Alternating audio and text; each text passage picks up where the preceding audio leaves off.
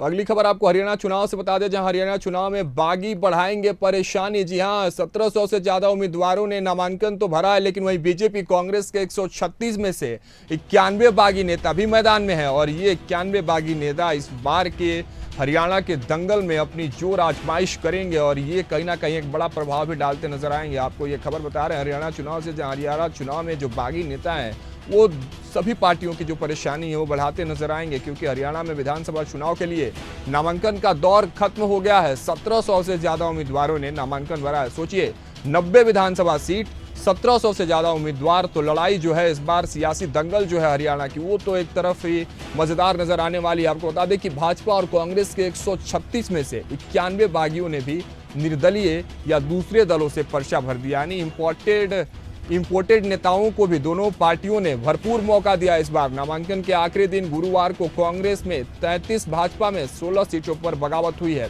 वही दोनों दलों के वरिष्ठ नेताओं ने इन्हें मनाने व नाम वापसी के लिए रणनीति बनानी शुरू कर दी है। कांग्रेस में टिकट कटने के चलते अब तक कुल 37 सीटों पर 59 नेता बागी हुए हैं।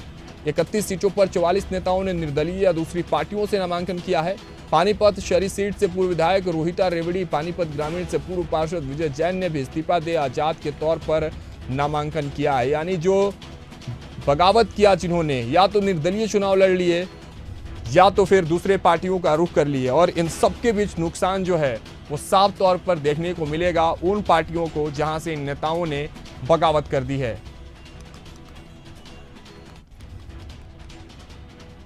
चलिए, इस पर तमाम जानकारियों के साथ एसोसिएट एडिटर अनंत विश्वकर्मा हमारे साथ जुड़ चुके हैं। अनंत का रुख करते हैं। अनंत, देखिए, जिस तरह से बगावत की नदी है और उसकी जो धारा है वो प्रस्फुटित हो गई है अब हरियाणा विधानसभा चुनाव में, क्या लगता है कैसे डैमेज कंट्रोल की तरफ जो पार्टियां हैं, चाहे कांग्रेस हो चाहे भारतीय जनता पार्टी है, डैमेज कंट्रोल की तरफ कैसे आगे बढ़ेंगी? और दूसरा सवाल ये एक साथ में दोनों का जवाब चाहता हूं कि इस डैमेज कंट्रोल के बाद अब जो नतीजा होगा, जिस तरह से निर्दलीय चुनाव लड़ने की जो तैयारी है इन बगावत नेताओं ने कर ली है, तो इसका कितना असर देखने को मिलेगा? अनंत, देखिए, हरियाणा में चुनाव की नदी और बगावत की जो धारा है वो उसकी धार काफी तेज है और ये धार कहीं पार्टियों को ज्यादा डैमेज न करे, ज्यादा नुकसान न करे, ये देखने वाली बात होगी। लेकिन आपको ये बता दूं कि कांग्रेस की 31 और बीजेपी की 34 सीटों पर बागी खड़े हुए हैं, यानी कि कांग्रेस और बीजेपी के लिए खतरे की घंटी है, उनके लिए सब कहीं ना कहीं मुश्किल का दौर है। इसके साथ जो निर्दलीय है वो तो पहले से मुश्किलें बढ़ा रहे हैं, लेकिन बागी जो है वो पार्टियों को ज्यादा डैमेज करेंगे। मैं आपको बता दूं कि कल ही नामांकन का दौर खत्म हुआ है। 1700 से ज्यादा उम्मीदवारों ने नामांकन भरा है। बीजेपी कांग्रेस से 136 में से 91 बागियों ने दूसरे दलों से, और नामांकन के आखिरी दिन गुरुवार को कांग्रेस में 33 और बीजेपी में 16 सीटों पर बगावत हुई है। अब बड़ा सवाल ये है और कि अब जो दिग्गज नेता हैं अलग अलग पार्टियों के, वो अब जो बागी हैं उन्हें मनाने की कवायद शुरू हो जाएगी, क्योंकि उन्हें पार्टियों को साफ तौर पर मालूम है कि भले ही वो जीते ना जो बागी हैं, लेकिन वो पार्टी को कहीं ना कहीं डैमेज करेंगे, चाहे वो बीजेपी हो या कांग्रेस हो। और कांग्रेस में टिकट कटने के चलते अब तक कुल 37 सीटों पर 59 नेता बागी हुए हैं। सोचिए कितना बड़ा ये मार्जिन है। वहीं 31 सीटों पर 44 नेताओं ने निर्दलीय या दूसरी पार्टियों से नामांकन भरा है। तो जाहिर सी बात है कि जो बड़ा जो नेता है, चाहे वो बात कर लूं या कोई और नेता हो, उनके पार्टी छोड़ने से और बगावत करने से पार्टी को बहुत बड़ा नुकसान होता है। ये अभी की बात नहीं, पहले की बात है कि जो बागी होते हैं, बागी खेल बिगाड़ते हैं, कहा जाता है। वो जीतते नहीं है लेकिन वो खेल जरूर बिगाड़ देते हैं। वही एक कहावत है अनंत की, खेलेंगे ना खेलेंगे, खेल ही बिगाड़ देंगे, यही बागी करते हैं। बिल्कुल बिल्कुल बिल्कुल सही आपने कहा। बीजेपी में कुल 49 सीटों पर 78 बागी हैं, 34 सीटों पर 47 नेता निर्दलीय या दूसरे दलों से उतरे हैं। पूर्व मंत्री और देश की सबसे अमीर महिला सावित्री जिंदल का मैं अभी जिक्र कर रहा था। हिसार से सीएम के मीडिया सलाहकार रहे राजीव जैन ने सोनीपत से निर्दलीय पर्चा भरा है। हालांकि पूर्व प्रदेशाध्यक्ष रामविलास शर्मा महेंद्रगढ़ से नाम वापस लेंगे।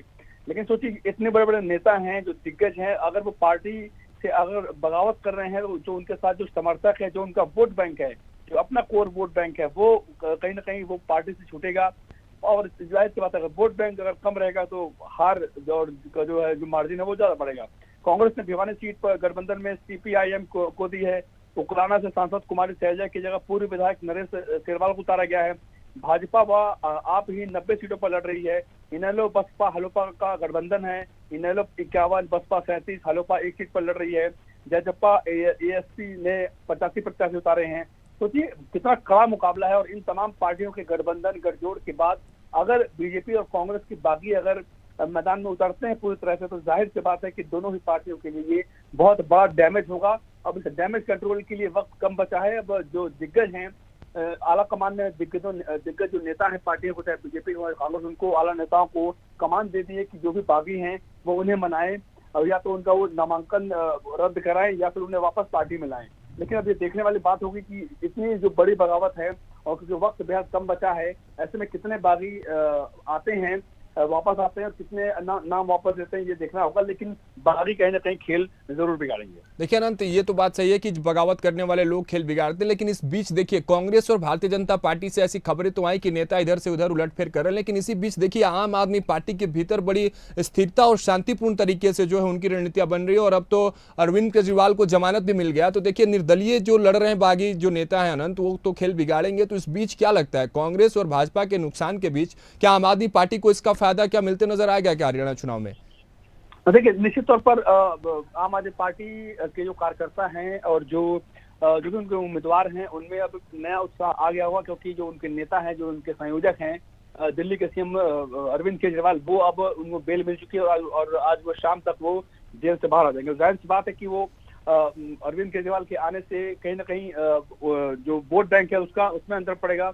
अब निश्चित तौर पर मैं आपको कह दूं कि केजरीवाल जो है हरियाणा के चुनाव में प्रचार करेंगे और उनके होने का बहुत बड़ा फायदा मिलेगा, क्योंकि अब सिंपैथी वोट भी वो जो उनके जो नेता हैं, जो प्रत्याशी हैं आम आदमी पार्टी के, वो सिंपैथी वोट से उनका ध्यान रहेगा, क्योंकि वो लगातार वो बीजेपी पर आरोप लगाएंगे कि बीजेपी ने ही जानबूझकर उन्हें जमानत नहीं दी, उन्हें जेल में रखा। तो एक जो सिंपैथी वोट होता है उसका फायदा तो जरूर मिलेगा।